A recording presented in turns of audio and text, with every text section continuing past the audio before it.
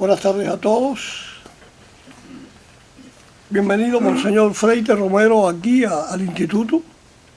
Quiero reiterarle mi admiración por la actitud de la Iglesia Católica en Venezuela, por no pactar con Maduro, siguiendo las enseñanzas de Jesucristo de no pactar con los tiranos.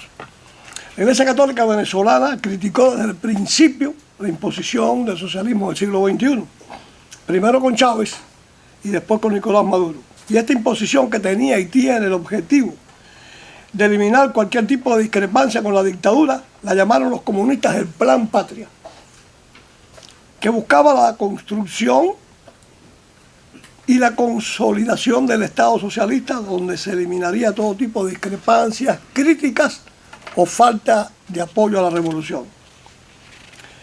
En mi país, Cuba, al principio de la Revolución Comunista de 1959, la Iglesia Católica también tuvo una actitud contestataria y desde el púlpito los valientes sacerdotes cubanos alertaron a la población del peligro que representaba el comunismo. Hasta que el 17 de septiembre de 1961 el dictador Fidel Castro expulsó del país a 136 sacerdotes, religiosas y religiosos. Salieron rumbo a España en el vapor Covadonga. Entre ellos iba un sacerdote venezolano y el obispo auxiliar de La Habana, Eduardo Boza Masvidal, que después fuera nombrado vicario general de Los Teques en Venezuela, donde sirvió por más de 40 años hasta que falleció el 8 de marzo del 2003. Con la expulsión de aquellos sacerdotes y la llegada a Cuba del nuevo nuncio del Vaticano, Monseñor César Sacchi, a quien llamaban el Obispo Rojo, la entonces Iglesia contestataria de Cuba se convirtió en la Iglesia del Silencio, la colaboración con los comunistas y, como bien dijera Monseñor Petit, en la Iglesia de la cobardía. ¿Qué diferencia con la actuación de la Iglesia en Venezuela? Recuerdo con profunda admiración las palabras del valiente Monseñor Ovillo Pérez cuando dijo: la Iglesia no puede quedar callada ante lo que juzga es una violación de los derechos humanos, que es la opresión contra el pueblo, la corrupción desatada o la delincuencia sin freno. Qué orgullosos tienen que estar los católicos venezolanos de sus pastores. Qué avergonzados estamos los cubanos católicos de una jerarquía que oculta a sus mártires, que negó a la Comisión de Naciones Unidas que fue a Cuba a investigar la situación de los derechos humanos, cuando dijeron que allí no se violaban estos derechos. Qué vergüenza por una iglesia que fue insensible y lo sigue siendo frente a las torturas y a la falta de todas las libertades y los asesinatos del régimen.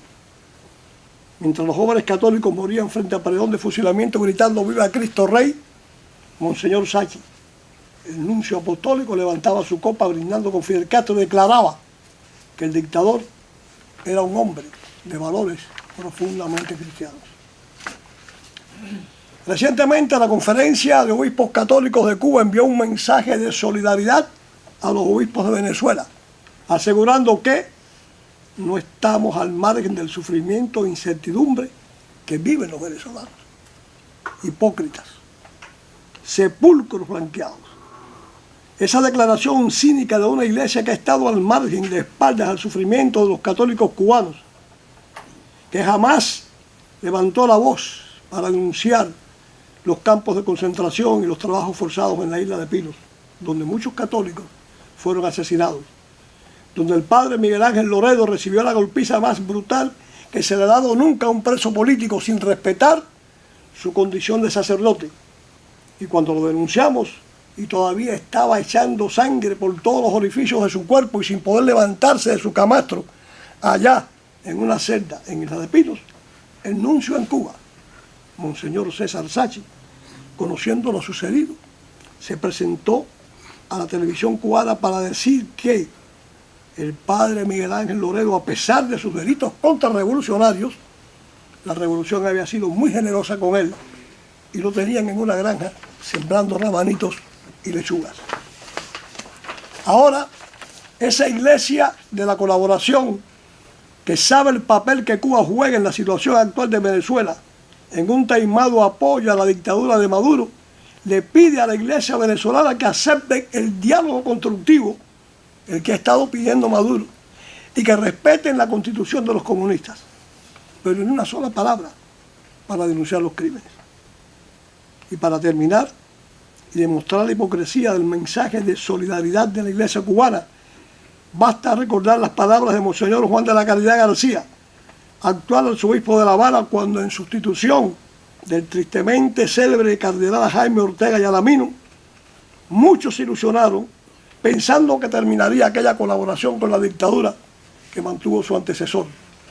Pero las palabras, al asumir su nuevo cargo, de Monseñor Juan de la Caridad García, destrozaron esas expectativas y esperanzas, porque dijo: no quiero que haya un capitalismo en Cuba, ni nada parecido, sino que el socialismo, el actual comunismo, progrese para ir hacia adelante en una sociedad justa. La Iglesia Católica hacia una sociedad justa. Muchísimas gracias. Buenas tardes.